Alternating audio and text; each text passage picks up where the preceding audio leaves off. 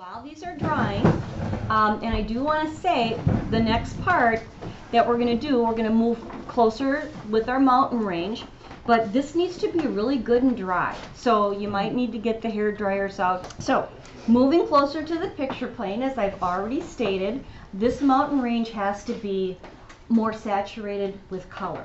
So the paint needs to be thicker. That's all it means. So, and you can see in these several examples, they're pretty darn dark. I mean, look at how dark that is. Wow. See how dark that is? Yeah. So I'm going to go really dark, and it's kind of hard for people to get that saturated, but I'm going to try to force you to do it. This time, because I want that color to be rich and wonderful, like I did in yesterday's demo, I'm going to work on the dry paper like I did down here. Okay, so I'm just going to make sure I've got, you know, some color mixed up to get started with, but being that it has to be thicker, I'm going to really boost the value of this and get it to be much. Same colors again? Cerulean? Yeah, but I might go a little bit more with the green this time. Okay. Because I introduced the green here, so I might introduce that a little bit heavier. I could squirt a little bit more color out, I think. I'm getting a little skimpy on it there. I was looking for your tube. Yeah, Oh, I think it's in my bag. I'll be fine.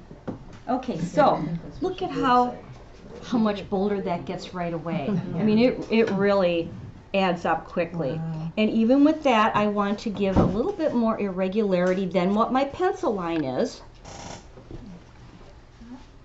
And I don't want that to be all the same, so as I go along, I'm going to start to change that color a little bit. So I'm going to add some more green to it.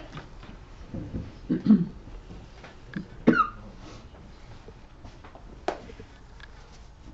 I'm going to be mindful of that drying edge again. I want to always keep that bead that's drying kind of moving along. Now, one thing that I could consider is, do I want to keep this light along here because it's a little bit darker, or do I want to go really, really punchy dark and get it much darker there? So either way works, and on these I have them a little bit darker. So I think I'm just going to keep rolling along with this for now. And at some point, I'm going to get this back to wet on wet because I'm wetting it not with just water this time, but with paint. This little edge I'm going to leave. That's going to be a little color note that I'm going to add in later. And you can see that value is pretty close there, so I'm going to really need to either change the color or increase the value. Or both.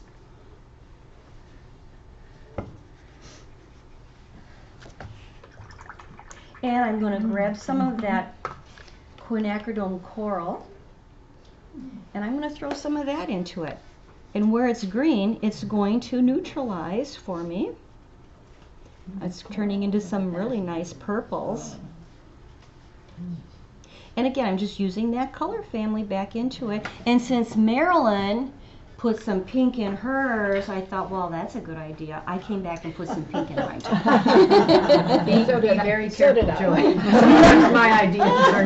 We learn from each other. We learn from each other, that's for sure. Okay, now I'm going to grab some of my Indanthrone blue, which is like the best navy blue color, which I don't have on this page yet. I just kind of mixed it with my whole little mess that I've got going there. And I'm going to work that. Oh, look, I like that in there. So again, participate with what's happening. And if you've got some neat stuff going on, then just let it be.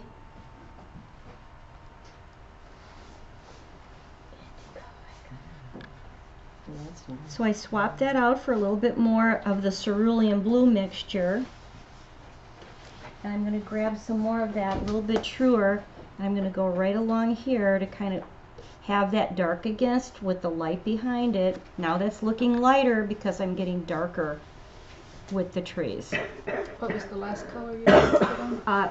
It's basically Indanthrone blue, but my Mary name is Faenza blue. It's in the extended palette. It's a beautiful blue, and I use I it love that blue. for just about in every painting I do. Is it like an indigo with the blue? Is that why it's called indigo? In a way. Okay, I don't have it, so kind of mimicking. Let me see if I can just get some true color for you so you can see what it looks like. I'm going to grab a different sheet of paper though. Oops. Oh, no, I'm not. Just a sheet. No, I'm not. Oh, don't do that. Yeah, I'm going to be careful. Isn't that beautiful? Yeah. The variation between that, I'm going to go into ultramarine blue. Very different. See, look at, there's quite a difference. Beautiful navy blue. Yeah. Beautiful navy blue. Can you turn it this way? Oh. We didn't get to see it. Thank you. Yeah, I use that instead of. Oh, yeah, just a This little is the more this is richer or the something. yeah, this is the Faenza and that's the ultramarine. And again, the ultramarine is sedimentary and the Faenza blue isn't. So that's kind of a nice little bonus there too. Ooh, I'm liking it kind of like this. I've got a nice variety happening. I wonder if I need to get darker. I don't know. It's kind of looking nice like that.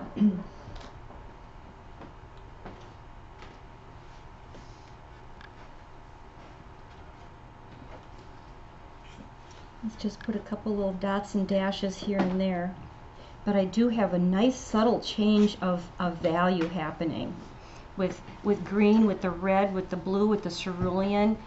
It's just a real nice subtle combination. A little bit puddly here. I might end up with a burst, but I'm going to deal with that later. I'm just going to let it do its thing. All right? So I thought while I have you up here too, I'm going to start the landmass. Okay? And I'm going to start it going onto dry paper, but using a little bit larger brush. I'm going to go back to a 1-inch brush. And we don't have any yellows in here yet, so I think I'm going to start to introduce a little bit of quinacridone gold. If you don't have that, raw sienna is very similar. It doesn't have quite the sparkle as the quinacridone gold has. But I'm going to come up, again, kind of dry brushing it on, using that brush very flat, going over that cerulean blue that we put on. Look at how that's turned it to more of a green. And I'm going to leave some of the white of the paper still. I'm not going to fill all of that in. Let's take some of that pink we have in our sky and in our mountains, and let's introduce a little bit of that as well. It's going to end up green later. Hard to believe, but it will. Okay, I'm going to leave it like that for now. So I've added yellow over the top of my cerulean blue on the dry paper in the landmass, and then I went in and I added a little bit of the pink. And you've all been doing a really good job of not brushing so much that you're blending the colors together. And that is so important, because my sky would not look like this if I kept brushing. It would have just turned to purple, basically a violet. So you are all doing an excellent job with kind of keeping the colors separate but combined. You know what I mean? I think a lot of times people want to keep brushing so much that it flattens out what we're doing. And I think with what we've got going on here, we're trying to create that texture and depth. So you're all doing a super job with that. I'm going to go into this now with my 10-inch brush with some water on it, and I lied, I'm going to go with the number 6 instead, because I'm afraid, switch to a smaller brush for you all, because I'm afraid if you would do the 10, it would get too big of a burst for you. So a smaller brush, a smaller burst. So I'm just going to introduce a few little dots and dabs with fresh water. So I'm forcing the burst. And I'm going to go kind of along the edge as if the sun's maybe hitting the tips of the trees. And it takes a little time to work. And sometimes people blot it back, which you certainly can.